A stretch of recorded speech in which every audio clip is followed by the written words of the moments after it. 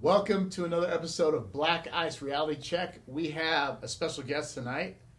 We have the king of crypto, Miguel with DollarCostCrypto. How you doing, buddy? Doing good, man. What's up, G? I don't even know where the camera to look at in here. You're in a different studio. Yeah, I've only done one. I think I've only done one show in here. What? Yeah. So I'm usually on your shows. Yeah. All the time. And I said, hey, you got to get on my show. You have some good insight, definitely on crypto. Everybody was asking me after you were on the show. Yeah. They're asking me all this crypto stuff. I'm like, dude, I'm not the guy. So I have you on the show, to talk more about what you're doing, and maybe you can share with the people on the show, on the live. This is our first live, by the way. Right. So I don't know how many people we're going to have. I don't know how to experience it, but this is my first one. You actually encouraged me to get a live going. Speaking of the mic. There we go. Duh. Okay, you actually... it's those new tropics, man. Those new tropics, man. So anyways, again, welcome to Black Ice Reality Check. Special guest, Miguel from DollarCostCrypto, the king of crypto, I call him, in the Southwest. The Southwest? The Southwest or just Las Vegas? Nah, man, let's call it the whole West Coast. The whole West Coast. The whole West Coast, man. This is the guy that has... talk about your program. You have DollarCostCrypto, which is a podcast. Your business partner is Charlie, who I met the other night. Cultivate crypto. Yeah. Right? Yeah. And you have a program called Citadel, the Citadel. Right. So, we have two products. We have the Citadel, which is basically a giant chat group where we helped like new and kind of people coming into the crypto space for the first time that want to learn the basics. And then from there, we have a boot camp style course called Crypto Mindset. And that's our flagship product. And we do that roughly like every 3 or 4 months, give or take. And through these products and services and stuff, we've helped like 12,000 people onboard into crypto, and primarily from the red pill space, actually. Wow. Which is really cool. Like I'm proud, that's one of the proud things that me and Charlie have done is that we've helped a lot of people kind of learn how to navigate throughout the the cryptocurrency space and stuff, because like the whole ideology of the red pill is basically taking control of your life, get better, right, level up and stuff, ascend, right? And this is kind of why the Citadel is the same thing, because in the crypto space, there's like this there's this kind of like this this story, right? It's called the Bitcoin Time Traveler. Okay. Which basically these Bitcoin guys travel back in time to stop Bitcoin from being created. Because basically the whole world runs on Bitcoin, and because Bitcoin, there's a finite supply, we go from an inflationary world to a deflationary world. So when you go to a deflationary world, people don't want to spend money anymore, because basically if I just wait, my money will be worth more. Right. So it ends up making people mentally less productive, because they don't want to do as much stuff because they're just kicking back. Basically. Wow, that's a good story. Yeah, so basically all the rich people in the world as Bitcoin starts getting going higher and higher in price, people start building these mini cities, and then it becomes like these citadels, these Tower of Babels, damn near. And the higher you are on the tower, the more wealthier you are. So it's like the Citadel. The whole joke is basically we're ascending up the. I like it. Yeah, I like it. That's good. There's a whole story behind everything and stuff. We put a lot of time and thought into it. I mean, it's cheeky and stuff, but this is one of the kind of jokes and stuff. And as crypto has evolved, there's like more than one Citadel now. It basically means that there's more than one way to get rich in crypto. So my question is, what inspired you to get into the crypto space? I mean, if I'm being honest, the gains. The gains? No, that's a good reason, right? No, it's the gains. But if I'm being honest, the first time I ever thought of even using crypto, I mean, it was because of weed, basically. Right? Yeah, I know, legitimately, yeah. Were you sitting around one night just on the couch doing couch lock, smoking and...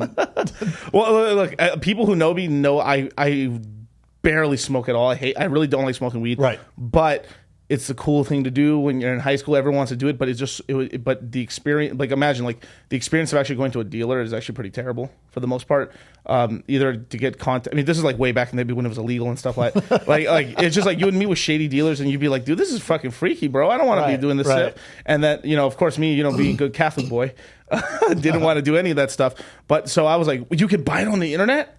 I didn't know you could do that. Where can you do it? There's something called Silk Road.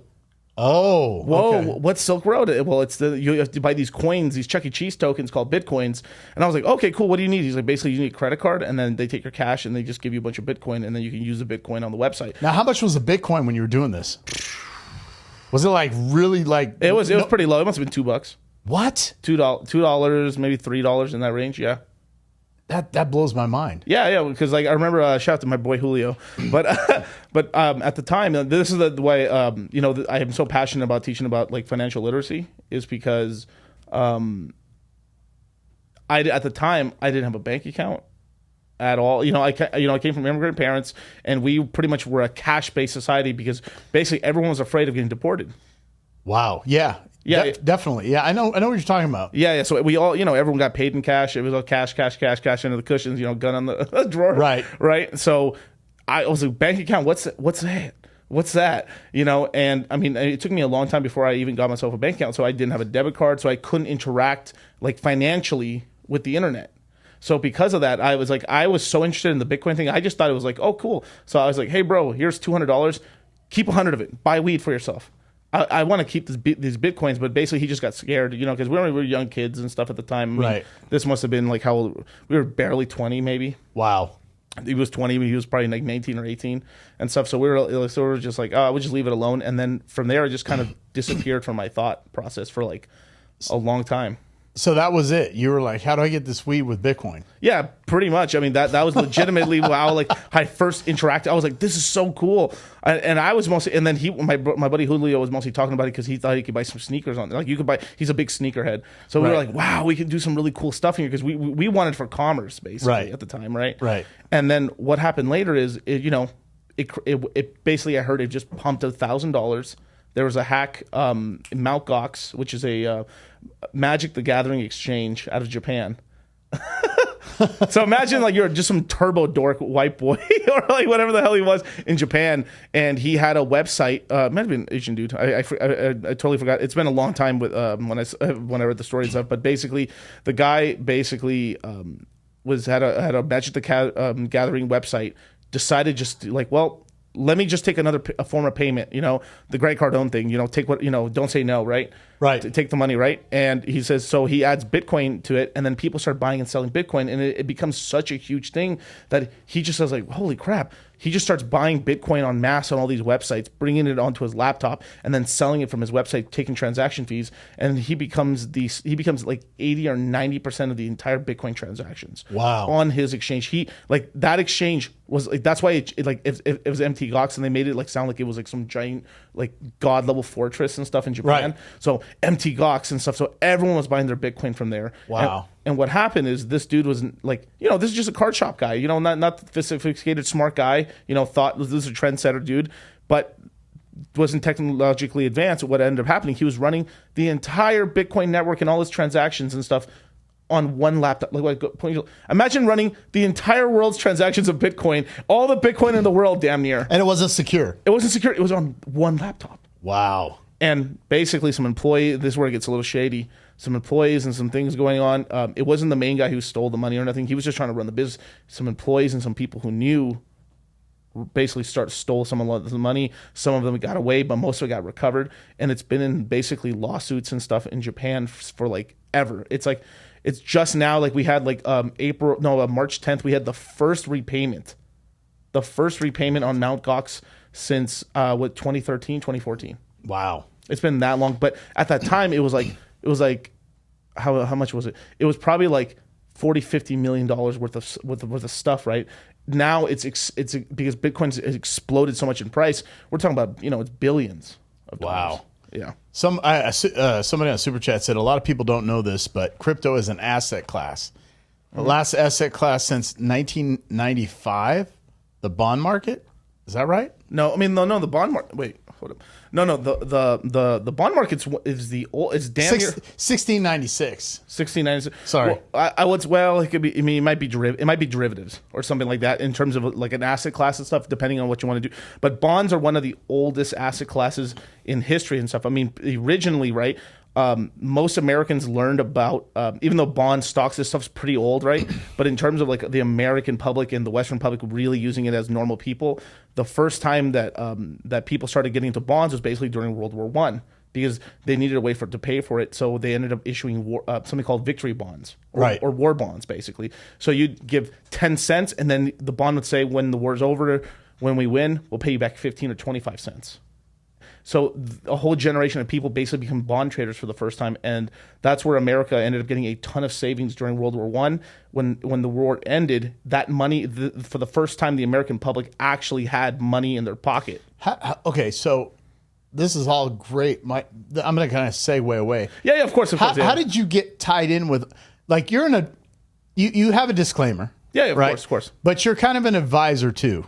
To a lot of folks in the red pill space. Is that a fair statement? Well, people ask me for my advice and stuff, but they don't have to take it. Right. Yeah. But you've worked with Rollo Tomasi. Yeah. You've done stuff with Fresh and Fit. Yes. Recently, I ran into you at a secret, undisclosed location meeting by happenstance. Right. That's what happenstance. I don't know if we can talk about that, but yeah, we can talk. About so I was in. Was it Friday? Friday or Saturday? Friday last or Saturday, week. yeah. So, no, it was Saturday. It was Saturday. Yeah, because it was a Big Sean was playing that day. Yeah. You were supposed to meet with Fresh from Fresh and Fit. Right. That's all I knew. And I had some business meetings in my space, the technology space, because I'm a technical recruiter, basically. Until 5 in the morning. Holy shit. Right, 5 in the morning. What are you doing? So I'm walking through the Bellagio. And I look and I see these guys' shirt that says Rumble. Now, if you're in the red pill space or you're in the manosphere, if you will, we're all like looking at Rumble because we see some of our peers that have been kicked off of YouTube, right? And now they're on Rumble. Yeah, Sneeko Tate. The what's the guy from that? He has that Aiden Russ. That alcohol beverage. Steve will do it. Oh, Steve! Shout out to Steve will do it. Yeah, he was actually going to be there that night, except he ended up having to get on a plane or something to do another. I thought he was at the event though. He was at the event. He was going to come with us on the after. He was on the after show with us and stuff because we basically we're going to a nightclub to see Big Sean and stuff, and something he had to go somewhere basically to do an interview. Okay. Yeah. So I'm walking through and I see the Rumble shirts and I look and I said, "Are you guys obviously they're from Rumble, right?" Yeah. Every company brands their T-shirts when they come to Vegas with their blazer on, right? Right. And so I'm talking to these guys, and I turn around. There you are. Yep. There's Fresh and Charlie. Yeah. And I've never met Charlie or Fresh, right? Right. And I'm like looking at you like, wait a minute. And I thought, I hope they didn't think I tried to slide into a meeting. I 100% thought I was like walking through. So it was so coincidental because we've been talking about this meeting. Yeah. Right. And I wish you the best of luck. I said, hey, hope everything goes well. You get set up. But it was just such a coincidence that we ran into each other at the Bellagio. Right. That was crazy. That's crazy. I mean, that's what happens. I mean, this is why we kind of moved here to Vegas. Is just they're the two biggest growing cities in America, regardless of like the crash in the stock market or real estate. Is Las Vegas and Miami, the two biggest growth cities. Now you could say a little. There's maybe Nashville, bit as well. Yeah. What about Dallas? I think Dallas more than Austin, probably. But there's kind of these hubs, like almost like it's like almost like the Holy Cross, kind of like in terms of like how it goes. But you're getting a brain drain from like New York and what's it called, New Jersey down to Miami. You're getting a lot of, and then you're also getting a little talent there in Atlanta as well. But we're getting a ton of people just leaving Silicon Valley and leaving LA, coming to Vegas. I originally am from California, born and raised, and I just had to leave at some point just because it was just getting terrible. Well, that whole thing with Silicon Bank going under. Oh yeah, no, it's and then the government bailed them out. Yeah, well, so yeah, basically. Now there's two ways. Like we can get into some shit right here, but basically. Signature Bank, if I remember correctly, Signature Bank, it may have been Silicon Valley Bank, but I think it was Signature Bank. Signature Bank technically didn't default. They just made them go under. Like in terms of like... They made Silicon Bank go under? No. Signature Bank. Because Silicon Valley Bank, I thought was the one that went under. Yeah, there was 3 or 4 banks that went under. Right. And right now, Citibank and Wells Fargo are looking shaky right now. Wow. Shaky. What about Chase? Well, you want to know something crazy? Bank of America, Chase, and who is the other one? Wells Fargo. No, there's one other. No. But basically, J.P. Morgan and Bank of America are ones that really won here. A lot of people who had money in small bank accounts or in like these kind of small community banks are pulling their money and just opening Bank of America and Chase accounts. Like Chase and the Bank of America can't keep up with all the money deposits. But But if you have less than 250K in there, you're still FDIC insured. Oh yeah, you're totally fine. Yeah, like the average 35-year-old's bank account's like what, $5,000 and stuff. So like everyone, you're fine with the FDIC, but it's just a sort of, but wealthy individuals and stuff are just like, whoa, because they're trying to open a ton of accounts right now. So you can keep everything below 250K. 250K, yeah. Yeah, that must be a hassle for you. It's not easy, sir. I'm international, worldwide, right on, man. Mr. Worldwide, baby. I just got back from Puerto Rico too. Oh, hey, let's talk about that. So, what's the current state of the crypto market right now? Where do you see it? It is a very interesting. Right now, we're pumping. We just recently had Bitcoin touch $26,000 again. That was awesome. We're back to 24,000. But basically, this whole debacle that happened with the banks ended up unpegging our central stablecoin, which is basically, we have a cryptocurrency that's $1, basically. Right. And we use it in order to not have to cash out into the real world, just because the banks, we in crypto, we like speed. Speed kills. We love to be able to go like that. Crypto is open 365 days a year, 7 days a week, nonstop, no holidays. It works. You can wake up in the middle of the night, like, holy shit, my girlfriend, like, you can sell it all. Like literally, just like that, you can do anything you want with your money, which is like unheard of in the traditional space. But what happened recently is our USDC unpegged from $1 and went down to as low as 84 cents. Wow. And that shook the confidence of, the whole market. But basically because of at the same time, when the unpegging happened, we also had the bank closures happening. So the banks were really being slow. So at the same time, you couldn't, if let's just say I wanted to sell my Bitcoin on Coinbase, get into cash and send it to Chase or send it to this, you couldn't do it. So a lot of people, so what ended up happening is that the whole market decided, well, if I can't exit the market, I'm the buy. So a lot of people who had their cash on the side decided, fuck it, I'm buying. They hit the green button. So Bitcoin and Ethereum just went like this. Boom, Bitcoin up 14, wow. 15%. Hex, basically any communities that have, any coins that have a lot of like community members and are actually still very active did extremely well. Hex basically in the span of, it almost went up 50, 60% in like 3 days, which is incredible. Wow. We went from like 5.3 cents to like, I think we peaked somewhere around like 8.6, 8.9 cents, which for some people that doesn't seem like a lot, but you got to understand, you have $100,000 in Hex as an example, right? And it goes from 5 cents to 8 cents.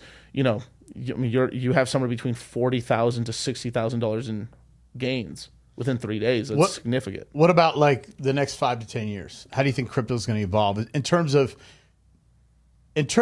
society in the mainstream average Joe? Average Joe. Do you think crypto is going to be a normal part of their life? As far as more usability, government crypto, etc. It's going to be more normalized. It's going to be more normalized. Like basically, the average person is pretty much going to be so you've seen a lot of people who buy you have kids or something, and they buy like these Roblox like packs, or they spend like, Dad, can I use your credit card? I want to buy $100 like little loot box and stuff. Right. Like you're gonna have more of that sort of stuff, but be cryptotized. So you're gonna have more cryptocurrency games. In the next 5 to 6 years, we are going to have a Federal Reserve central bank digital currency, the Fed dollar. Just today it was announced that the Federal Reserve now has just opened up an instant payments platform. Wow. Wonder why, right? So that means the next relief check. So the COVID, the Android, I like calling the Android 19, the Android 19 virus, right? The Android 19 stimulus checks that everyone got, right?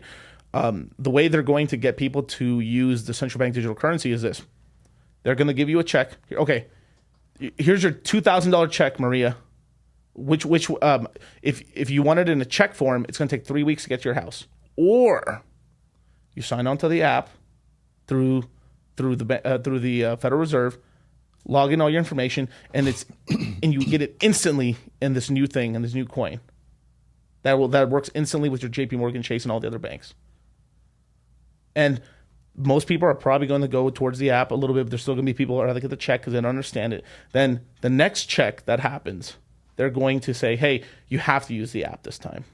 Maybe it's 2 times after that. On the third check, But basically, that's how they're going to start onboarding people onto using the central bank digital currency.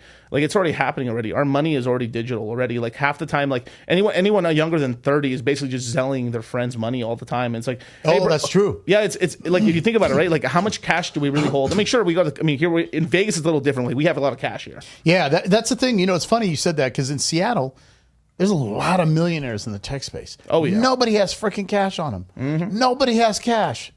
And the funny thing is, you hear the rap songs come out, Cash App, Cash App, right?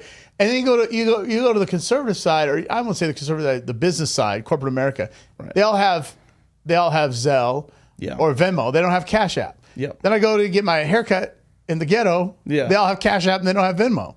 Nobody's on the same platform. It's like, what happened, right? Right. But everybody's doing that. But here in Vegas, we all have cash. Like, we all have 500 to 1,000 on us at all times. Yeah, because everyone gambles or everyone just does stuff, or like they're doing sports betting. Yeah. There's just tons. I mean, this is a very special town. This You're is right. a very cash heavy town. Cash and carry. Yeah, and lock and load. Lock and load. And lock and load. Lock and load. Everyone's packing out here. Don't rob anybody out here. You're gonna get Swiss cheese down here. That's true, right? Gun laws are pretty good. So, what role do you see crypto playing in the future of finance? We talked about that. So, do you think it's going to be a mandatory platform? Do you think that the government will go away with cash eventually? Politically, yeah, the left is more a big government, right? More controlling. The right is less. They try to. They try not to be. They try to open up the gates more, right? Yeah. But do you see the office going right in the next election? How is that going to affect crypto? Is that going to be a blessing for crypto? Is it going to make it? So okay. So obviously I'm like a soothsayer here, and I got to break the chicken bones a little bit here, right, to see what's going to happen. But basically, both left and right are going to go for the central bank digital currency. Now, the cash debate is going to be the big debate, and I think cash is going to. Most of the times they try to get rid. They're going to try, like China. Even China still hasn't gotten rid of a lot of their physical cash, but they're trying to, right? So it's gonna be a really hard fought battle. It's basically going to be the new. It's going to be the new sort of gun debate, damn near in America. Wow, yeah, and the Republicans and a lot of. I mean, some people on the left. It's all about regulations, right? Yeah. The right's going to try to deregulate a little bit. The left's going to regulate more. Yeah. But I don't see cash going away. What do you think? 10 years it'll go away? No. If it does go, it'll get phased out in 20. How's it going to affect the service industry? Basically, they'll know everything about your business to be able to get taxed on everything. So there's going to be two economies. There's going to be the central bank digital currency, and there's going to be the crypto side. Oh, that's it. So do you think? Okay, let me ask you this: could I, if it, let's say, it just went digital? Yeah. And I got bottle service sure. Can I tip through crypto instead of the banking system? You could do both. You could to avoid the taxes, because these people live off tips. I mean, we all know. Let's just call it the way it is. We all know that most of these people don't claim all their tips. No, you would. No. Not now. You are bro. People, are good, God-fearing Americans right here. We all pay our taxes, our fair share. You guys. Yeah, okay, but you know what I mean, right? They're living off their tips, right? Yeah, cash and carry town, right? Right. So it's like now, if it's using the little I'll just use the cup. If they're using the little scanner thing at the thing, the tax is already charged whether you're paying in crypto or cash. But if someone privately pulls out their little wallet, there's no tax on that. So let's just say can you exchange from person to person? Oh yeah, you can do that right. All this you can do it right now. I can send you $1 million in 30 seconds. Okay, I'm waiting. Let me get my watch. Yeah, get your Ethereum wallet out. What Ethereum wallet? It's like, is that really Ethereum? Is that a percentage? No, I remember buying Ethereum, man, back 2016, and I had to sell it. Oh no. Yeah, dude, that was such a good buy. Back in the day, things are so much simpler because most people in the world were not onboarded into crypto.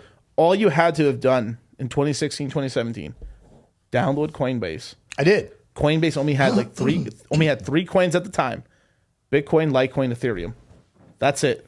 Yeah. And that's all you had to do. Literally, if that's all you did, you just bought those three, damn, you did well. I'd be set for life. Yeah, well, if you came in with some cash, especially this is the benefit to people to anyone who's 30 plus that was in crypto at the time because they were more established and had money. when you're younger, you're 24, 25, maybe 21. You don't have as much cap. You believe it 100%. I bought a fair amount. I was buying a lot, and then I got in a situation where there was a hiccup. I don't know what it was in the economy. There was a questionable. See, the tech space is very volatile. Right. No, I believe that. I mean, you should have seen what happened when that Silicon Bank went under. That one is crazy. 50% of all fucking tech startups banked at that bank. And I'm in the startup space. So everybody kind of, hey, hold up. And then they got funded again. And then today I had calls with intellectual property, patent companies, in the startup space, right? But that was on hold. Because that affected everybody, right? In the startup space, right? All their funding got held up and everything. Yeah, I mean, and then a lot of them, but basically, they're trying to blame all this. The bank run's basically trying to be pivoted on the networks because it started with a crypto crash. Right. It wasn't. It was a loss of confidence in the Silicon Valley Bank, which was a startup thing, and you could almost blame Peter Thiel on that. Peter Thiel. So basically, for anyone who knows, basically the Federal Reserve in 2022 started increasing the Federal Reserve interest rate tremendously. We went up 400 basis points in a year, which means if you got a really good credit score, you're getting a 30-year fixed mortgage, 3-4%. Now you're shooting somewhere between probably 8 to 9 if you got shitty credit. Right. And they plan to do another basically 100 basis point increase. That means in a year or so, outside of the Fed cutting rates, because the Fed's going to meet on the 22nd of this month, there's very likely a lot of people are going to be doing 10% fixed year mortgages, 30-year mortgages. Do you think the mortgage? Japan, they got a 100-year mortgage. Yeah. Right. Yeah. Yeah. I mean, do you see that ever going past 30 years? Because some of the prices we have 40s, but it's in America. You'll be surprised. The American financial system gets shit on a lot across the world, and I've been to a lot of other countries.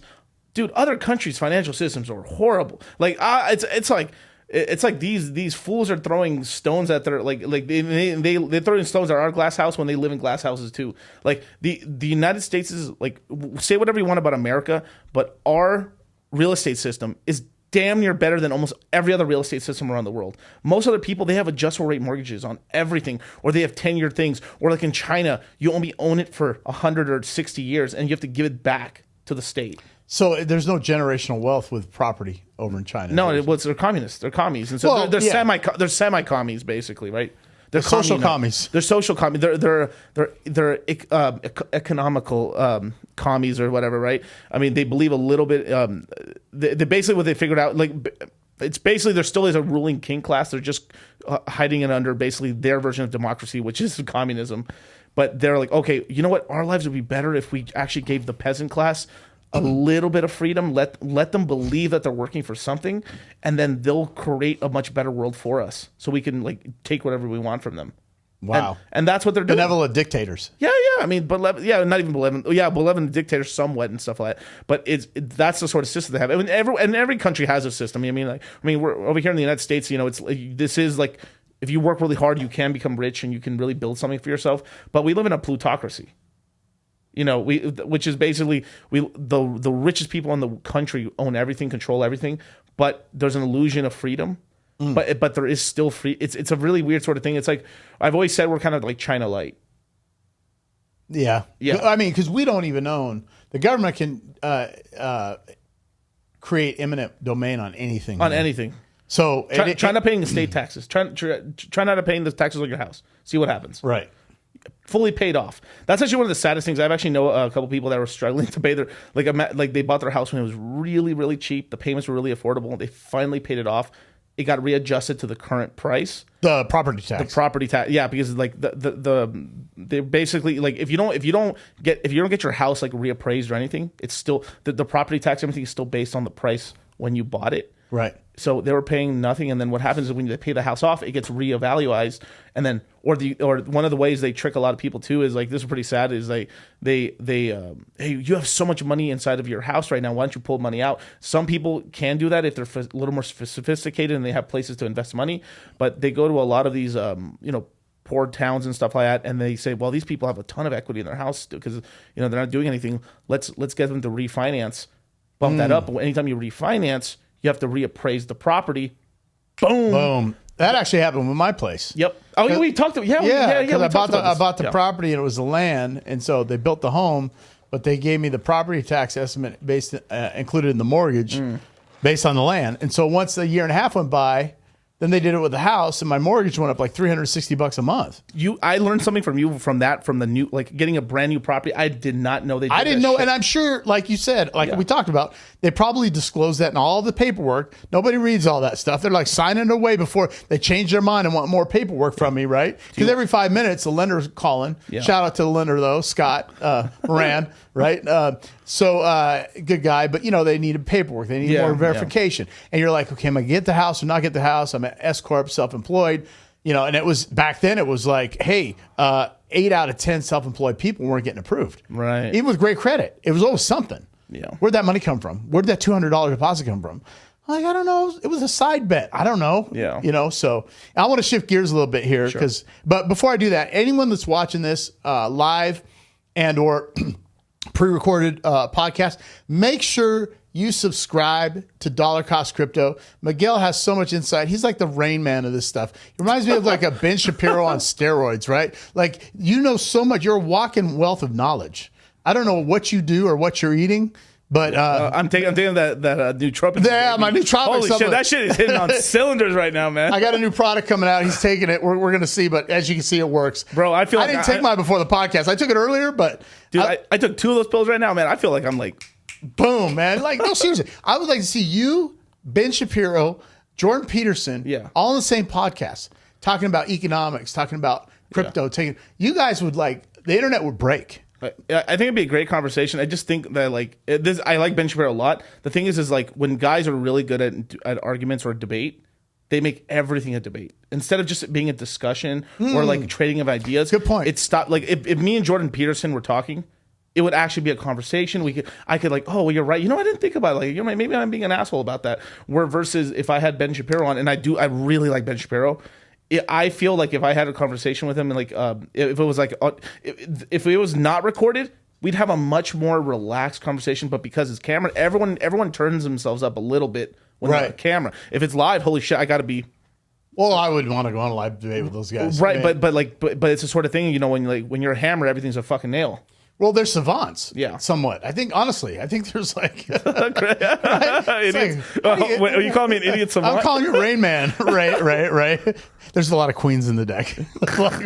So shifting over to the red pill space. By the way, Mark Giuliano brought up the AI in the blockchain space, which I'm familiar with. Yep. So I focus that in the technology space. But he said there's a lot of millionaires coming to be created in that space as well. Oh yeah, that's a big sector. ChatGPT 4 came out. I'm using that. Yeah, dude. I'm just started playing with it. Spooky. Yeah, I have it. But what's interesting? What? It's kind of woke. If you ever asked it a question, it'll give you its opinion. I'm like, I didn't ask you for your opinion outside of my question. Yeah. Answer my freaking question. And then I'll say, what's the, how has the feminist movement hurt masculine men?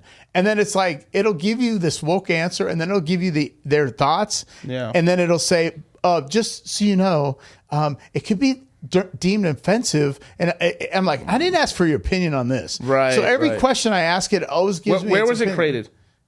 Silicon Valley. There you go. That's your answer.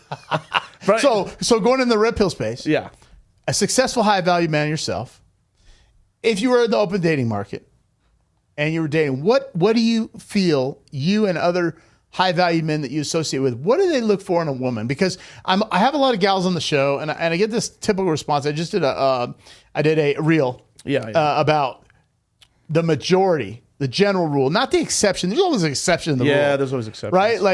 But what are your thoughts on what are the key components you're looking for if you're as a multimillionaire, if you're on the market dating, what would you look for in a woman? I mean, outside, of course, looks, and everyone has a bit of personal preference, whether they like some. I mean, you can't say this shit, but some people are looking for some race or whatever, or ethnicity or culture and stuff. Oh, yeah.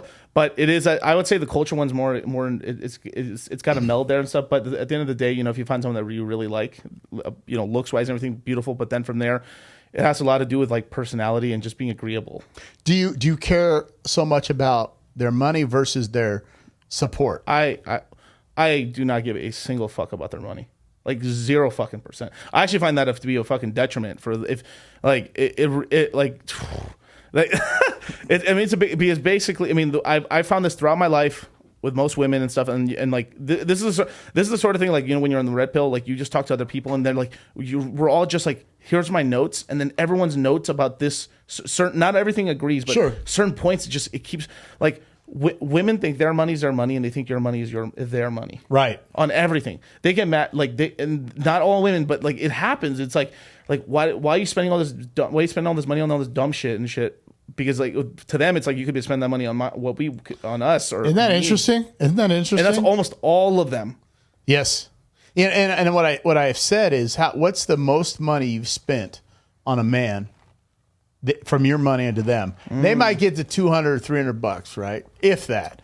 And I said, like last night, we all went to dinner. I took my half brothers are in town. Oh, cool. We all went to Herbs and Rye. Have you ever been there? Oh, yeah, I've been there. Yeah, it was cold though, man. It was like AC's on. I'm like, we'll go to Cleaver's next time. They also own Cleaver's. Okay. Yeah, so we went in there, ordered food, and you know the bill came. I had them, right? Yeah, of course. And my bill, I guarantee you, my bill was more than any woman's ever spent on me on one item.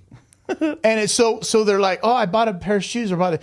And I, to be honest, I never asked for their money. I never needed their money. I never asked them to contribute. Right. So if I'm living with someone and the amount of money you're making or I'm making, I'm already paying for everything. Yeah. So I'm not interested in their money. I need compassion. I need empathy. I need somebody there for me to support me, to kind of push me and elevate, ascend, help me ascend.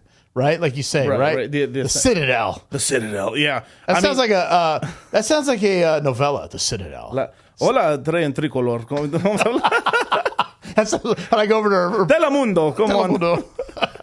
No, but the thing is, like, now I don't want to be all like this sort of thing. Like in the red pill, a lot of guys are just like it's 100% this, but there always is the shades of gray. Absolutely, there's always shades. Absolutely. I mean, I remember the time when I was I was homeless at one point. And stuff, and I lived out of a girlfriend's car.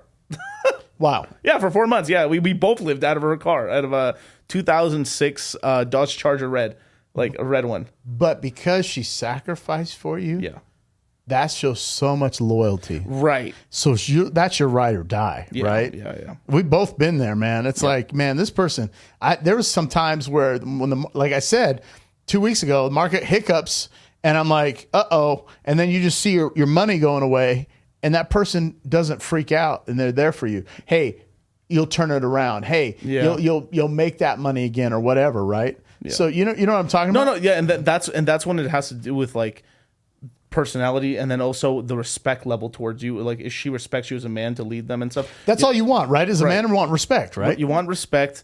And this is what the one thing I tell to all my students and stuff. Anyone who asks me, of course, they have to ask me. Like, if they're asking my advice, I will give it, right? But something I tell them is like, if your girl, like, I can only talk to the financial sense. If your girl doesn't trust you with the finances, get the fuck out of the relationship.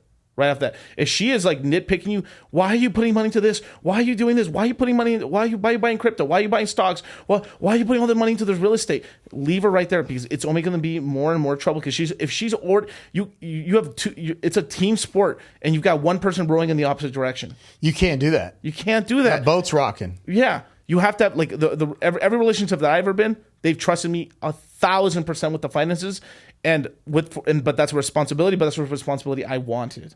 Right, and I've found success with that and stuff, and that's one of the biggest things I can tell people when it comes to now.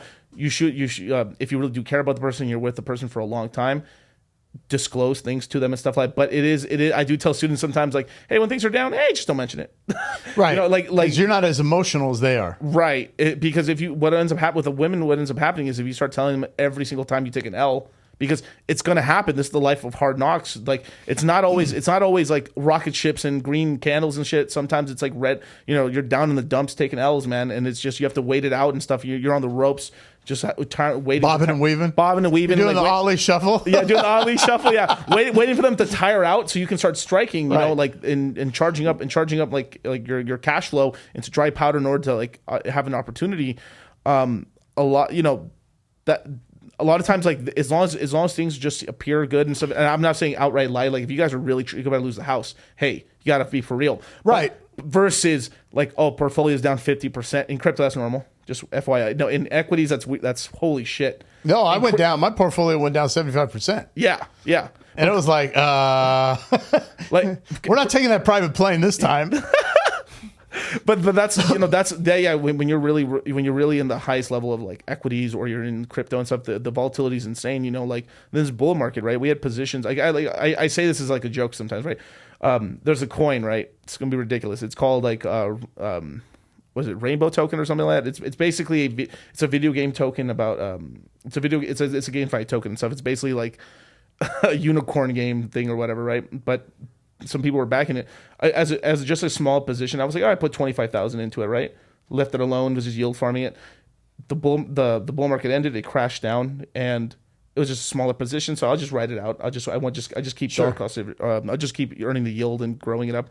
It went down almost 95%. So 25,000 turned into 2,000.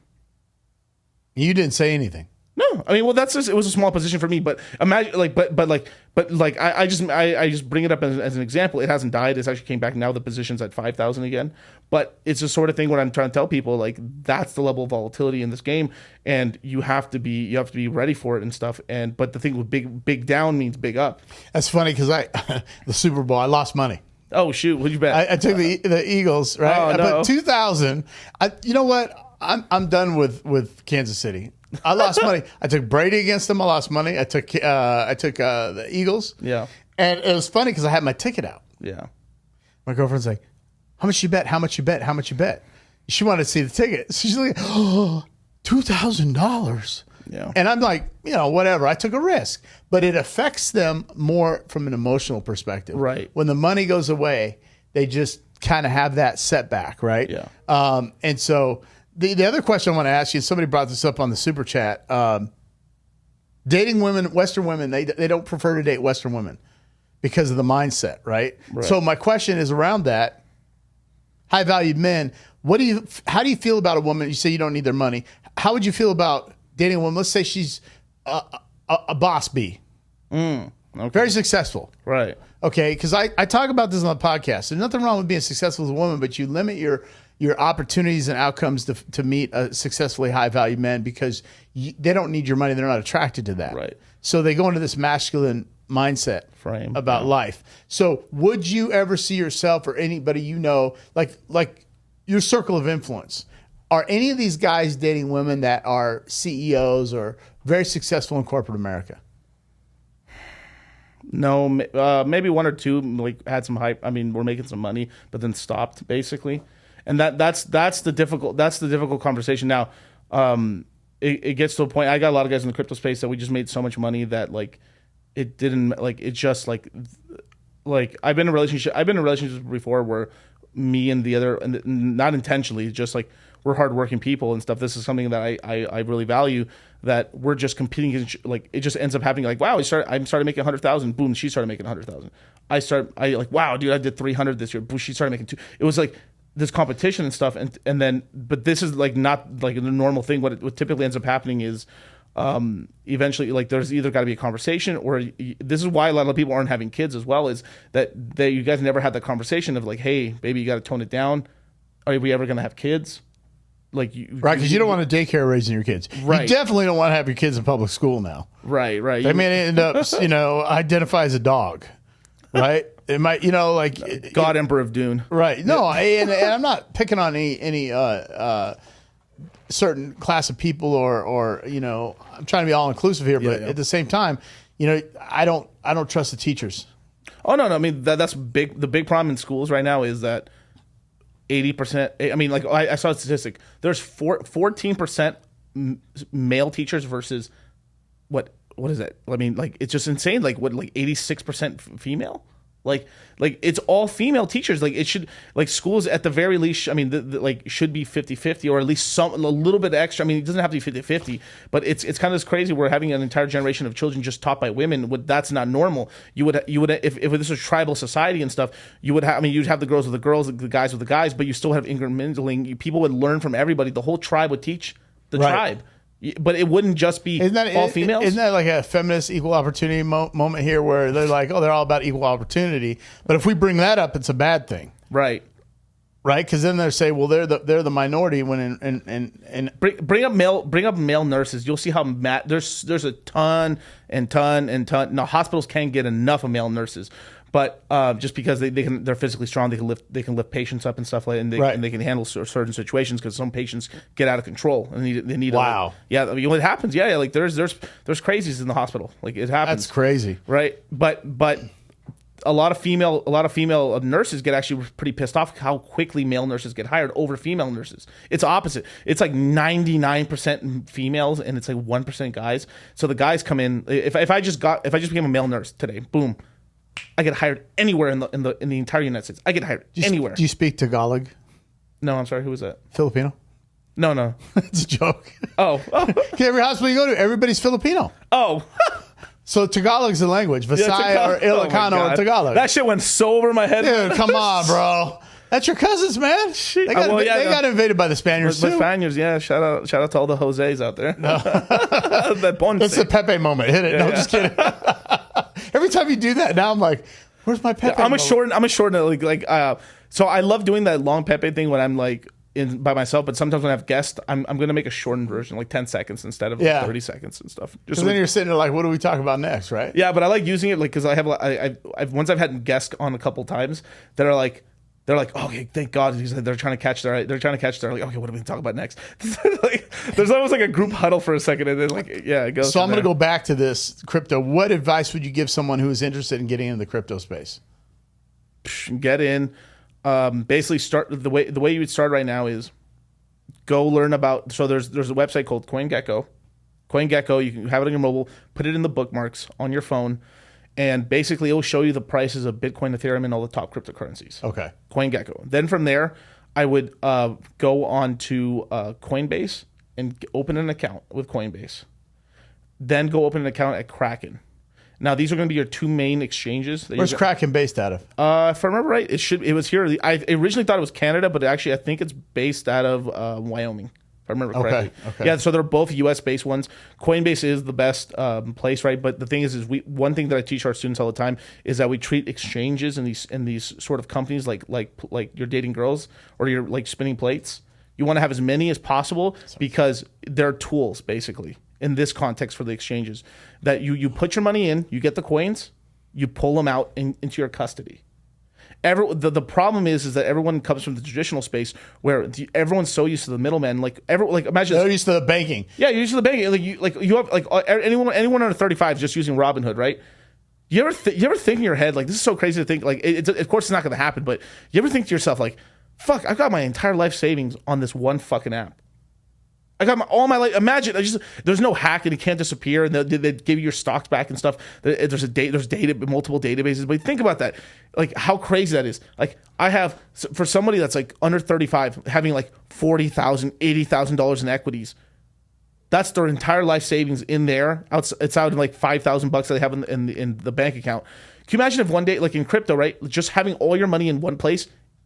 It's gone. It could disappear. Like that. But because everyone's so used to like, oh yeah, you have my E-Trade account. Oh, I have my this account. I have my 401k. Like people are like the one thing that the traditional system is Ameritrade. They have this very lazy mentality of just like, I trust there's third parties with it. It's going to be right there. Where instead, like in the crypto space, it's about taking responsibility and taking self-ownership and self-custody of your money. What do you say? Because I see this all the time, man. Especially in my generation. Yeah, I got a weird generation, man. We've been through a lot. You're the extras, right? Yeah. We're Whew, you guys took a beating. We took a huge. But I will say one thing. This is one of my favorite things. I'm so into demographics. The extras right now are taking over from the boomers right now. So right now the boomers are retiring. You guys are actually graduating into the actual leadership roles of most companies right now.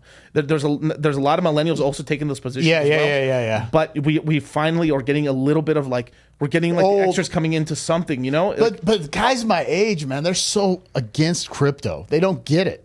And I say you got to evolve your mindset. And it's so funny when I got into crypto, not like you. I mean, I was no, but you're pretty in compared to the average population, bro. You're in, dude. I was back when people used Facebook. Right. That's your family album. Leave me alone. Yeah. I'm still alive, Mom. Right. But I was posting stuff about and then it took a dump and everybody came after me. They said, oh, how's your crypto now? I said, how's your dollar now? right? The dollar goes down too. People don't realize that. You can't just print money and your dollar holds the same value. People don't realize that, It's like, oh, we're low on money. Hey, we're going to give money here. We're going to give money here. Give money to Ukraine. Let's just print more money, right? And your value of the dollar drops. Your 401k, how's that doing? Right. So every time people do that, and so people think, oh, crypto's a scam because this one guy ripped off people in crypto. Right. So they attribute that to everybody. Like one bad police officer does something bad, now that all cops are bad, or one attorney, they're all bad attorneys, they're all bad teachers. Yeah. And so, how many? You lived in Vegas a while, right? How many people are running real estate scams and stock scams here in Vegas? Yeah. Just in Vegas alone. Yeah. It's the same sort of shit. Like you're gonna have because there's newer technology, you can get away with a little bit more, but as people start getting educated, learn more about the space, it calms down, and then people figure it out and stuff like that. But anytime you have a new technology, remember when the internet came out? Now I'm not old enough for this right here, but I've talked to enough people. I've talked to enough people about this when the internet really opened up and everyone had an email for the first time. Yep. There was a 96% open rate on email. 96%. So if anybody in the world sent you an email, you would open it and read it and be like, "What the fuck is this shit?" Then no, we did because when I first got my email account, you didn't have Gmail, you didn't have Yahoo. Right. They were from an internet ISP, internet service provider. Yeah. And it went through your cable company, and you had to sign up for it. You had to get this ISP, and you had to pay this monthly fee for your email. And you get your email, and you just sit there like you didn't get an email. Like nobody was going to send you an email. Right. And now email's like, oh man, I wake up, I got 4 or 5 email accounts. In the morning, I'm just like clearing them all out with garbage, right? Yeah. But back then, you get an email, it was like, I got an email. Right. Then there was the first sort of grifter guy. No, there's always some that figured out, holy shit, I could sell. If everyone's opening it up, I could sell anything. So they started running these ads, and then you started getting like, hey, a prince in Nigeria needs your money, and then people fucking fell for it, hook, line, and sinker. And I'm talking about big money too. Well, they're still doing that stuff, man. I'll get stuff like, hey, your account, we're missing your funds for the account, and they'll say the name of the account, right? Like PayPal, and I'll look at the domain. It's like somebody in Nigeria at gmail.com and say, wait a minute. Yo, if everyone check your phone right now, bro, I'd be getting these random text. Everyone gets these text messages now. Hey, your PayPal account's been locked. Your Venmo account's been locked. Your Amazon account's been locked. Click here to people are falling. Right now, that's the new grift that I've been seeing lately. But it's funny because my energy bill comes and they'll send me a text. You want to pay online? I hit pay. Yeah. And it'll pay my energy bill. Then it'll send me a text. Like it'll be at home, but I'll just hit pay. Yeah. So there is some stuff that's done over text, but you got to be careful. Yeah. If you don't have the new tropics in you, my product or coffee or plug it, baby. Right? Let's get it. No, but seriously. So again, going back to your podcast, Dollar Cost Crypto, make sure you guys subscribe to it. He also has a training school. Yeah. Called the Citadel. Yep. I encourage you to look at that. Aren't you guys doing another session or training session coming up? We're thinking about maybe starting enrollment for it in April. This is actually going to be a special one because we the last one we did was in November, and basically what ended up happening is that we knew that the bottom of the market was basically in right there. Right. So we decided, hey, you guys, we're going to extend this one for like as long as we possibly can. Basically, it's been 5 months already since the last one ended, and we basically got all our students. We taught everyone up and stuff. We basically take people from A to Z, from someone who doesn't know anything to intermediate.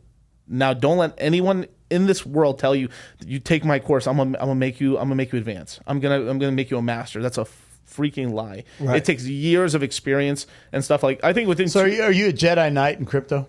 For sure, yeah. I mean, Jedi Knight. Well, I don't know. Maybe, are you the master? Sith Lord, or I don't know, some gray Sith or something. I know somebody that's an engineer behind the thing needs to take that class. Yeah, he rolled me hard time. He's like, you told me a crypto and I put money in and it went away. I said, be patient. Yeah, young Padawan, be patient. Yeah, it's like be dead on the inside. Right. Emotion, is he laughing back there? Bro, let me tell you this is like just legit. I laugh at this right now. There's points in my life where like if I lost like $200, I would have been devastated. Just devastated, like holy crap! I lost $200. Like, cause I used to work. People don't know. Like, I used to run my own like landscaping irrigation business and stuff. And originally it was just landscape. That's all I knew how to do originally. Right. Like the gardener's outside, Jose with the truck and the roses. My name is Miguel. It's like, I mean, I was like, I really had a really stereotypically racist Mexican job. I mean, it was like Jose Sanchez Landscaping. I mean, like literally, like. Well, no. Now, was your whole crew all Hispanic? Of course, yeah. But they weren't all Mexican. They were different Hispanic. Different Hispanic, but mostly Salvadorian and Mexican. Okay. At least our area, that's where we got. We didn't have that much Guatemalans. You know what's interesting? You go to the East Coast, they say Latins, and then you come out here, it's Hispanics. Why is that? Probably because you like Puerto Ricans, Dominicans. You go to the East Coast of Florida. Hey, we got a big Latin community. You come to the West Coast, we got a big Hispanic community. It's because we're mostly Mexican, and we don't really like 100% like jibe 1,000% with like Spain, but we are more Spain based. That's Euro though. That's not Latin America. Yeah, but that's what we call it. We call ourselves Hispanic because it's just because I don't know, man. It's just kind of weird. Like, but then they're pushing this bullshit Latinx. Bullshit. Oh my gosh, that shit makes me irritated. Oh my gosh, I got a story for you. Oh please. I had to find this candidate for this high level job, and with this gaming company, and I start talking to her. She's like, "Yeah, I'm part of the Latin." She's Latina. Oh, of course. Maybe mixed, but Latina. I couldn't ask. Yeah. So I'm part of the advocate for Latinx community. I'm just like, oh my gosh. And it's always in the tech space, man. It's always in tech. Something else I've noticed. Because there's people that can afford to be that retarded. I'm glad you said that. This is another red flag. Okay. Because you know me, I sit there and have these epiphanies. I sit there and I analyze stuff. I'm sitting around. I'm thinking. Have you ever noticed every woman with a hyphenated name is very, very masculine and feminist? Think about it. Anybody you've dealt with that has a hyphenated name, the woman generally does not want to give up their maiden name to the marriage. They want to keep it. Right. They'll say some kind of stuff like, oh, it's tradition. I want to keep my family name. When you marry your husband, you're supposed to give up your family and go to your husband and use his last name. So everybody in corporate America that I've dealt with, because I deal a lot with HR. Right. It's predominantly women. Okay. Very woke. And every time I look at a client, I deal with the C-level individuals and HR. I interact with the C-suite, which is CEO, CFOs, chief revenue officers, blah, blah, blah, and then the VPs. Okay. Anytime I look at a client and anyone in HR has a hyphenated name and I got to deal with them, I won't take that client. Smart. They're very masculine. It's always about women, the anti-man. And it's like, I don't know. That's a trend I've noticed along with the cats and the horoscope, right? No, that horoscope shit is real, bro. They always bring it up without fail. Yeah. And so that science journal of medicine, science publication said that a lot of people that believe, not women, a lot of people that believe in horoscopes have low IQs and are predominantly narcissistic. I did a podcast on that. You wouldn't believe the amount of hated DMs I got and angel numbers. Yeah. And then I started correlating that with they all have cats and they're all single. Yeah.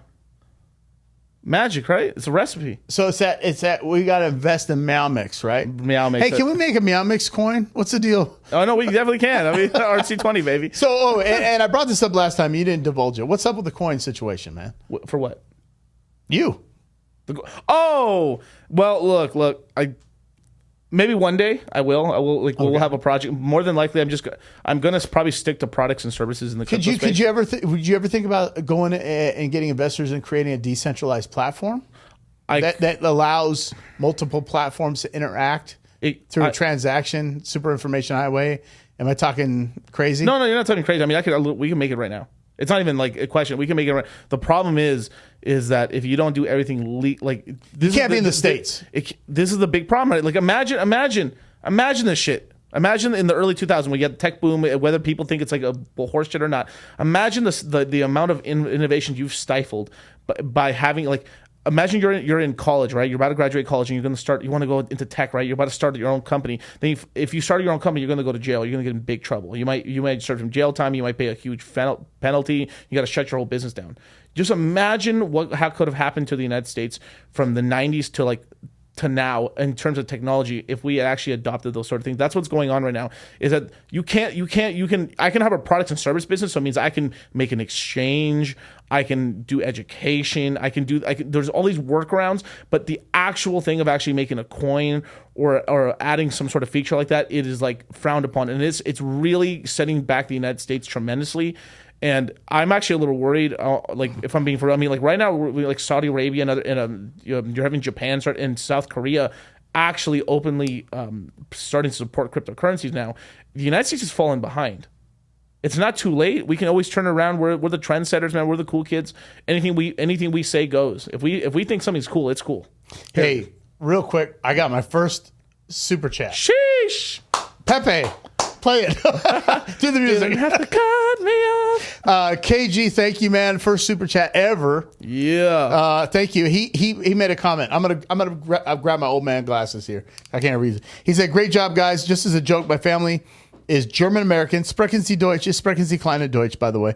And when I get asked my horoscope, I tell them my horoscope is German steel." I love it, man. Thanks, KG, for the super chat. Hey. No, that's good. So back to this. Puerto Rico. Yes. It's not. It's a territory. Guam is a territory. Right. U.S. Virgin Islands are territories. Could you do it there? You were just in Puerto Rico. It's a little easier, but here's the problem: is that they count selling coins. So if I just airdrop everyone free coins and then didn't do nothing, it'd be fine. But if I was really trying to do something innovative and like you're actually trying to capital raise and stuff, what ends up happening is that if a large amount of your token holders are in the United States, the United States takes problem with that because there's U.S. funds. So into Dubai. Dubai is really the main with that. Dubai, like the reason, and like even Andrew Tate was trying to get to Dubai is because not diplomatic immunity, but you couldn't be extradited from that country. Once you're in, you're safe. So in Brazil, yes, if you go to Brazil and you have a child or a woman gets pregnant by you in Brazil, okay, you cannot be extradited. What? No, you can't be extradited. So let's say you went to Brazil and you're doing evading. Yeah, I'm not promoting this, by the way, guys. But if you have a girlfriend and she becomes pregnant by you, they cannot extradite you back to the United States because you're the father of that child in Brazil. Interesting. So that's just a tip. Just a tip. No, we're good. We're good. Thank you, Ben. So back to that. So can I ask you what you were doing in Puerto Rico?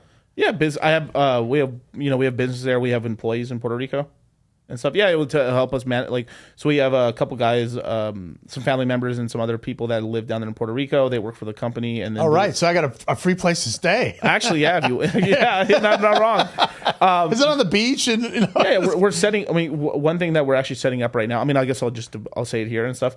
We are making a crypto tax service. What? Yeah, we're making a crypto tax service, and we're going to have different suite of products and stuff. But one of the products we are going to have is more of a for people who want to really hands-on someone actually really helping them with it.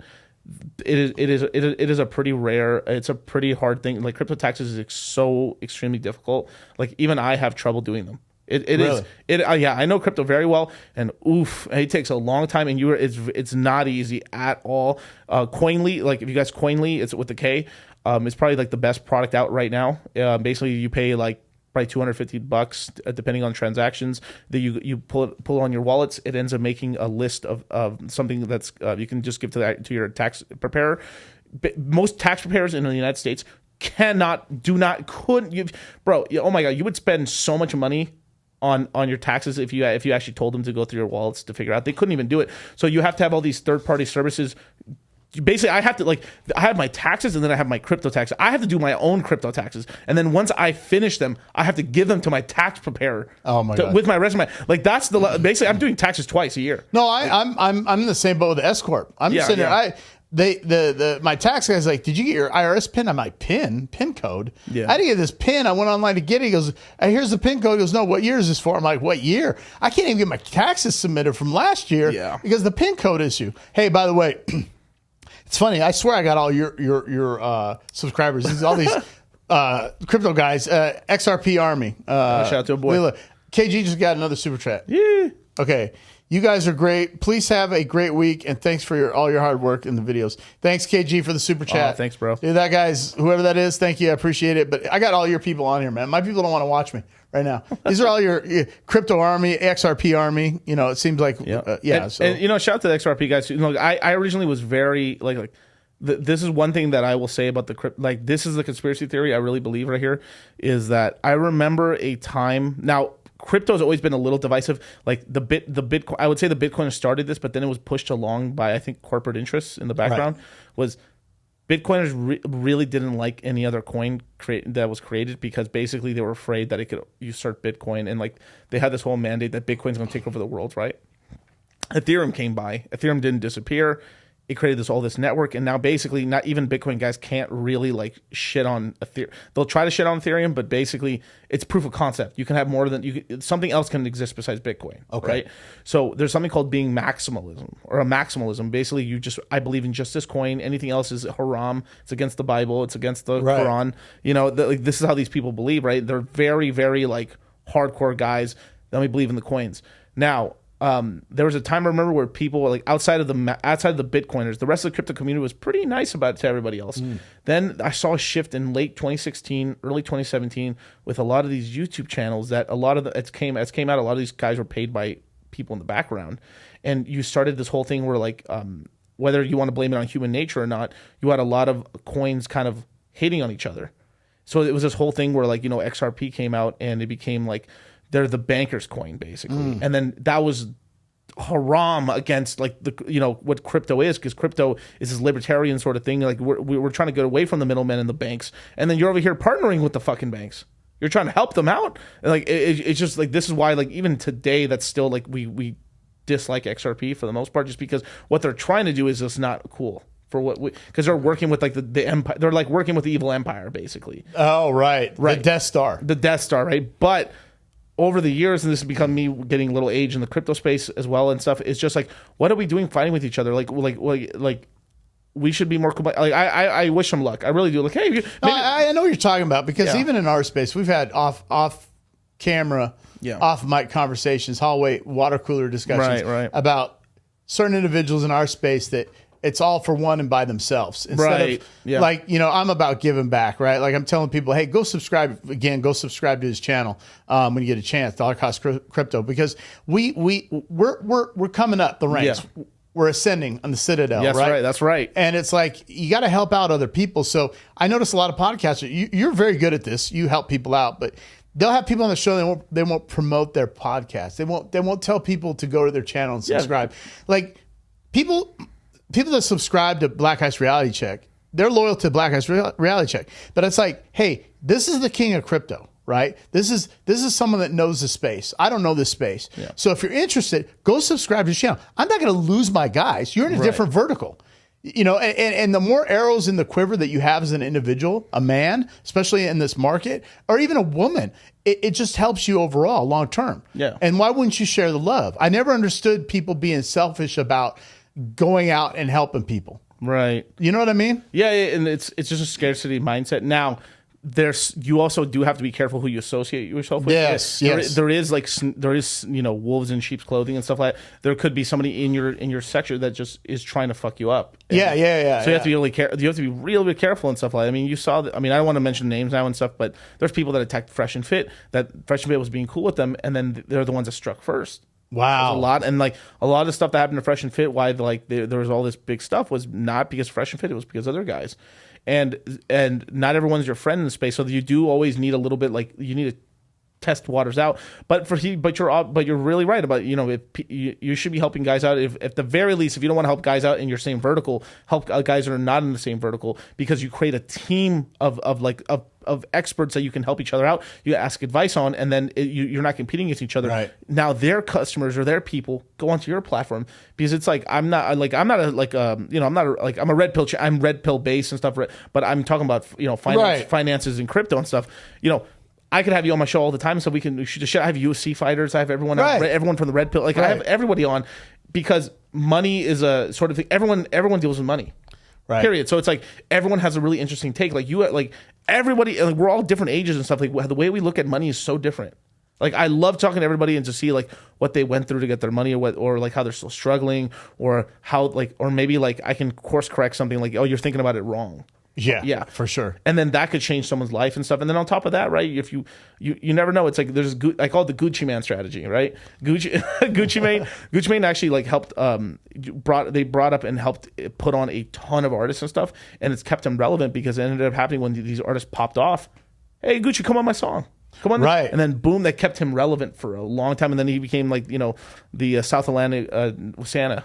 South Atlantic. It's Santa. interesting too because people in the tech space will come to me and ask me questions about startups and technology, software engineering roles, all this stuff, and I have such an inside wealth of knowledge, but I don't do a show on that, right? Yeah. I'm in the red pill space. Yeah, of course, yeah. But anytime people have questions, they're like, hey, take a look at my resume. I'll look at it. Right, this is what you need to do. Resume check. How do you get past the interview round? What should I say? What should I do?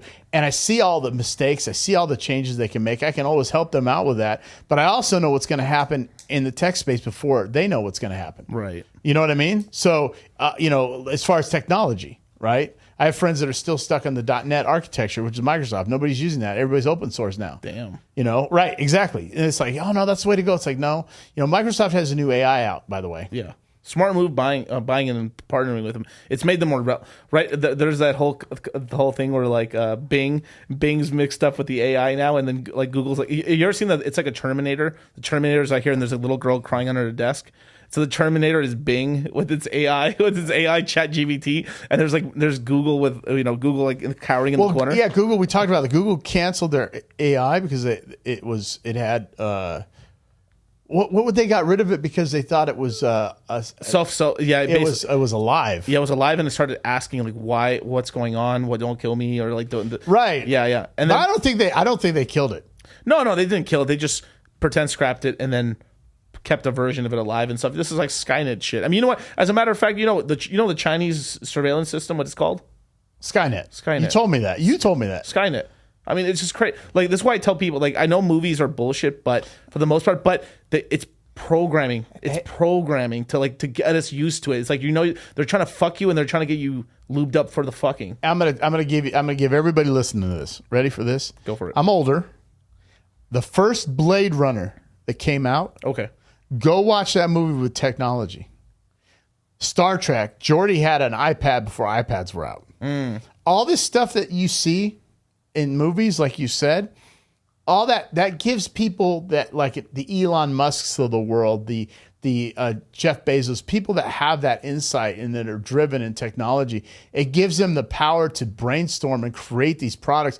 And a lot of them have watched it going, I wonder if I could get a device like this that I could communicate with. Right. The old Star Trek, right? Before cell phones were around. It was clanky, but it was a proof of concept. Yeah, we had the flip phone. Remember the transporter or whatever, the Spock would flip open the thing. Right. And then we had the old flip phones. Right. You were a kid.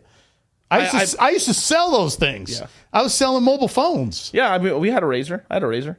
No, this is before the Razor, man. The plastic ones. Well, I know the plastic one. I mean, I didn't have the Nokia. I was selling the Gordon Gekko brick phones. Jesus Christ. The Gordon Gekko phone. You talking about the limo Wall phones? Street. The limo phones? Yeah. The big mobile phones, right? The Motorola, right? And the people spend $1,800 a month on it. Yeah. I sold those things. Now they're boat anchors. Damn, son. So, anyways, man, you got any other questions for me? Are you good to go, or are you? No. I mean, I've got some interesting.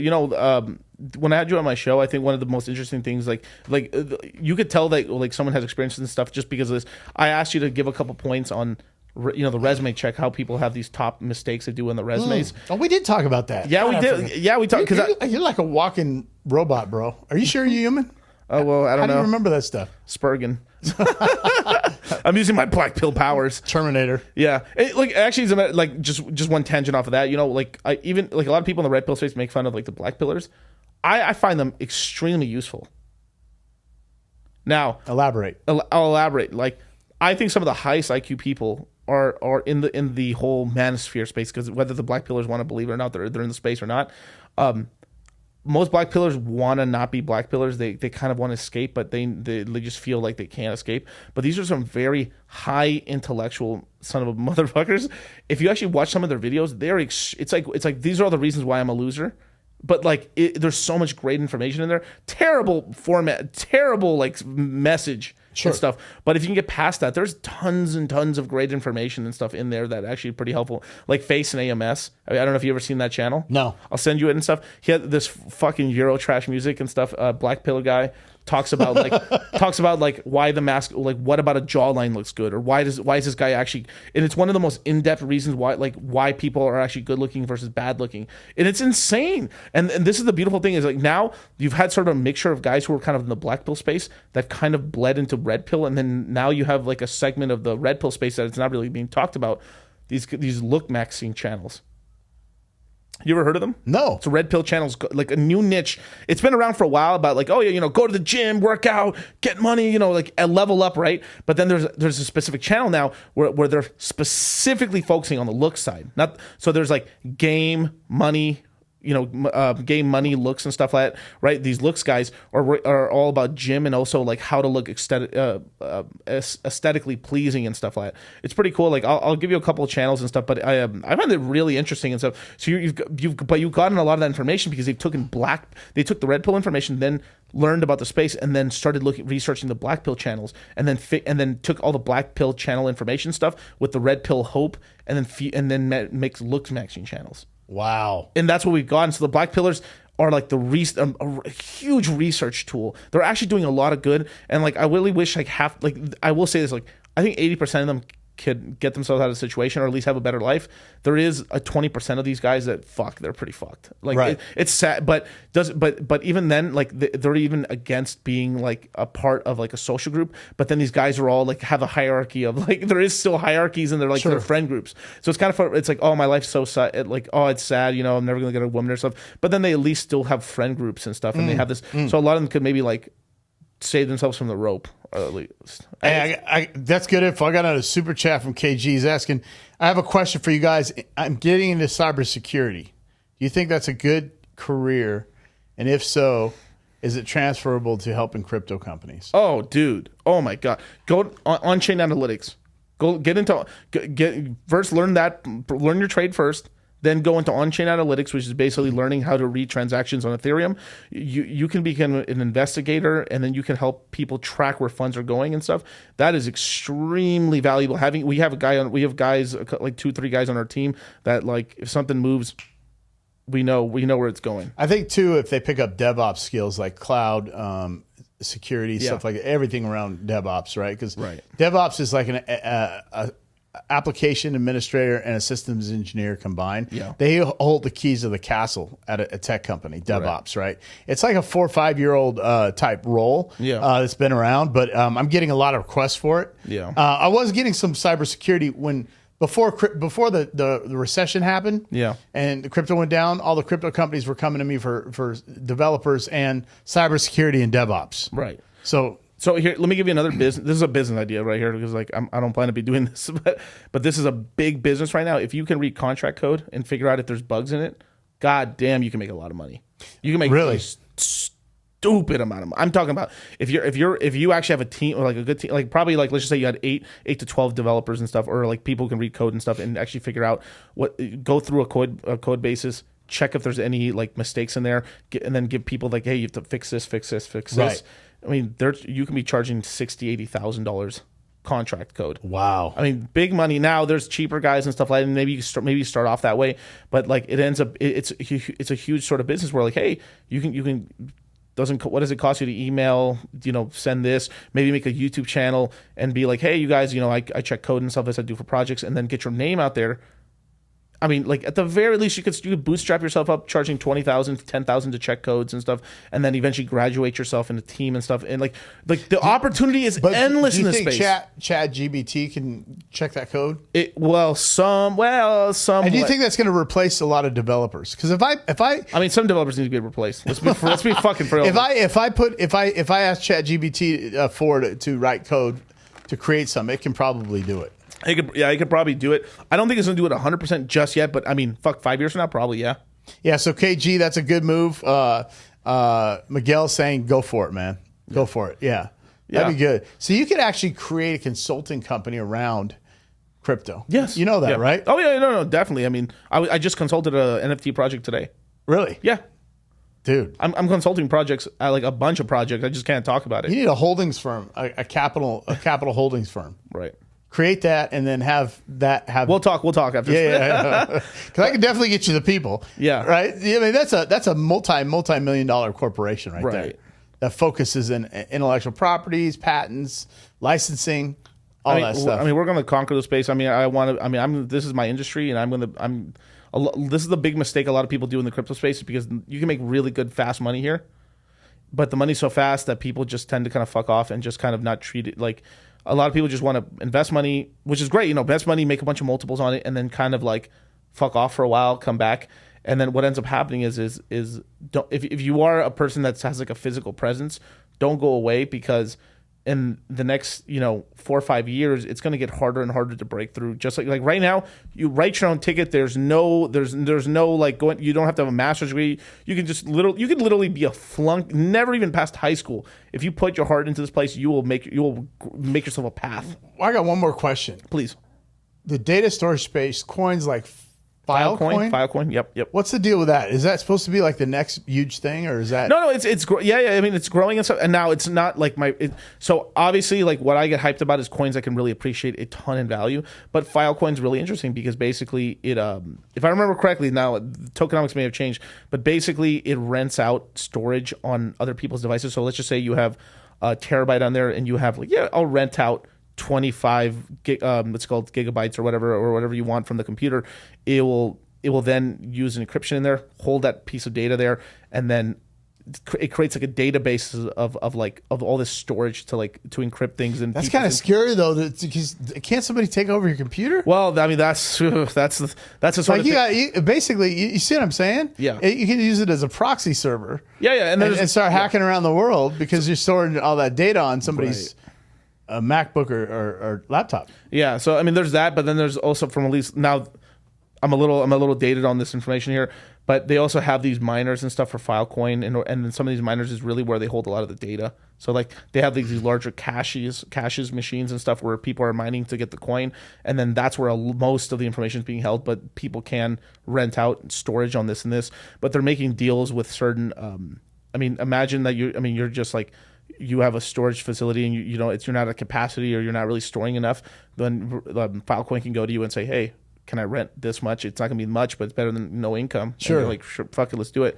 I mean, I've always had that idea. I mean, at some point, if I was a Bitcoin miner, I'd just do a deal with like a nuclear fucking, like, I don't know, not a factory, but a nuclear reactor company or something like that. Give me one of your reactors, turn it on, give me the cheapest electricity. It's better than zero. Yeah, all right, make a deal. Wow. And then I have low cost electricity costs.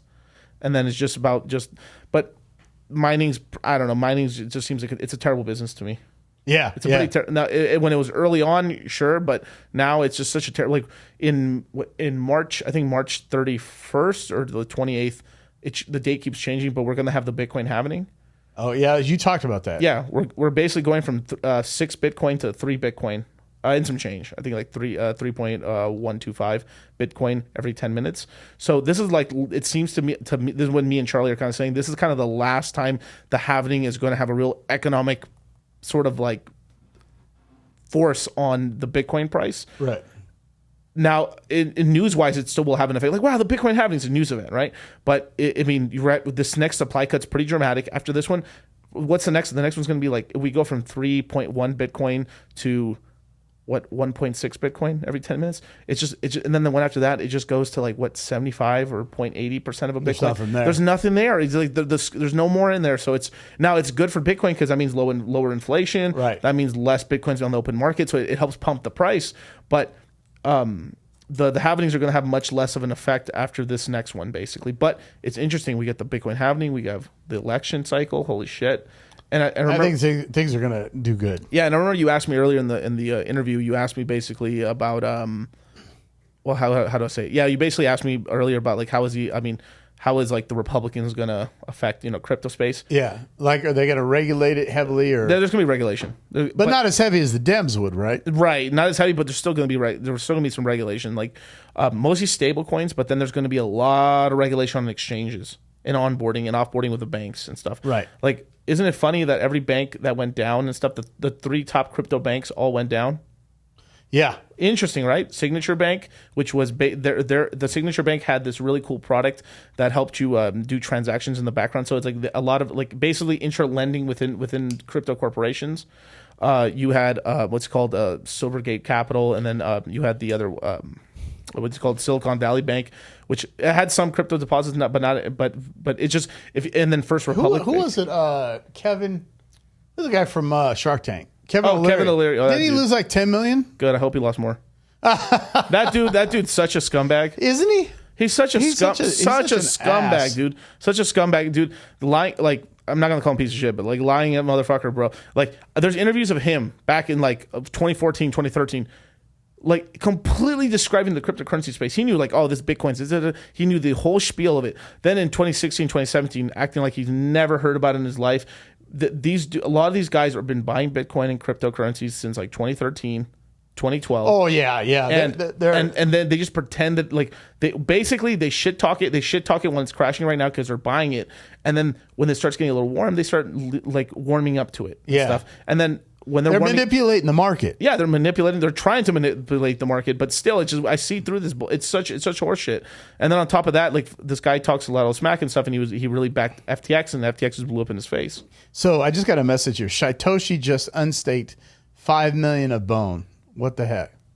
What do you mean? I don't know. That's what I just got. Breaking news. I don't know what that is. Shytoshi, is that a coin? Satoshi? Satoshi is the creator of Bitcoin. Okay, so that just unstaked. He just unstaked $5 million. No, it's from bullshit. It's just some spam shit. No, what the fuck? Basically, Satoshi's wallets haven't moved or done anything since basically we all think he died. Basically, like so the real creator of Bitcoin, more than likely. Maybe in Hal Finney and stuff, died of like cancer. So then that's it. His money hasn't moved for like a long time now. Okay, so this is BS. It's just BS. Yeah. Wow, okay. Yeah. All right. Because they're trying to get Bone's not a terrible coin. It's just like that, but like that level of marketing, like that, doing that shit just discredits your coin so much. Doing that shit, like.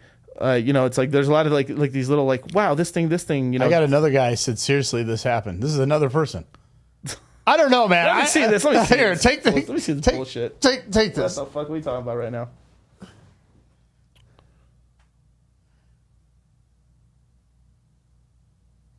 Get the fuck out of here. No. For one, that means Satoshi actually. Well, that'd be hilarious if he did. Oh my fuck! I apologize, but like that'd be fucking crazy. But yeah, but what ends up happening is that these OG sort of wallets and stuff like Vitalik gets a bunch of free coins just because he created Ethereum. People just gift him coins. So like people, I mean, he gets millions and millions of dollars of free coins every year. And then what he just did recently, he just sells them on the open market, donates them to charity. So if you, like, it's literally giving Vitalik coins is such a stupid idea. It's like so dumb. He's like I remember they gave Shiba Inu was created, and they gave him a ton of coins. He had $600 million of coins, and then he just started selling it, dumped the price of Shiba Inu. Like, bros, like, you know what I mean? Like, this is the same sort of thing. Like, there's certain protocols that we have. Like, you want to like airdrop coins to certain people, but there's certain very large players you just don't give them anything or give them a small amount to play with, because this is one of the biggest reasons why like Bitcoin Cash. You remember Bitcoin Cash? Yeah. The reason Bitcoin Cash failed realistically is because what they should have done. Bitcoin Cash should have gave everyone who had like 5 or less Bitcoin Cash. And then only a select couple of this is where it gets crazy because it's Roger Ver was Bitcoin Jesus and stuff, and he was this guy like really great guy and stuff like that, and also was a libertarian sort of guy. Yeah. So he believes it has to be all fair, but the problem is that people don't play by the rules, and you're giving a bunch of free coins to a bunch of guys that don't like you. These Bitcoin guys were like, "You're gonna kill our Bitcoin, no!" So if these Bitcoin whales who have hundreds of thousands of Bitcoins now got hundreds of thousands of Bitcoin Cashes, what do you think they did in the market? They sold it in order to fucking save their coin. Right. So at one point, Bitcoin Cash was like 25% of the market cap of Bitcoin. Wow. It was climbing like crazy. Bitcoiners were scared. And then so a lot of these large whales just dumped every coin they had. That's insane, man. Yeah. And that's why. And so you don't do that shit. Like it's like you give them a little something, right? Hey, cool. But you don't you want to give the majority. You want to give the upper middle class and down all the benefit and stuff, because they're the ones that are really going to use the network and play around and stuff like wow, free airdrop. Imagine they could have even done 50 Bitcoin and below, even 100 Bitcoin and below. But what was the point of giving the guys who have thousands and thousands, tens of thousands of Bitcoins, a bunch of Bitcoin Cashes? You just gave them a nice little paycheck. So these dudes got 10% of their. So if these guys are worth $10 million, you just gave them $1 million cash. Thank you, sir. Shashing. That's crazy. Let's go party, man. Hey, Yeah. I appreciate the info, Miguel. Again, I know we're ending the show. Make sure you subscribe to Dollar Cost Crypto on YouTube and on Instagram. And on Instagram and Twitter. Make sure you follow this guy. If you have any questions or you're curious about cryptocurrency, make sure you follow this guy. I've learned a wealth of information. Him and his partner, Charlie, they got it down to a science. Yep. Again, I appreciate you viewing this live. This was our first live on Black Ice Reality Check. The number one podcast where the truth will either piss you off or set you free with the Red Pill Space. Stay strong. See you soon.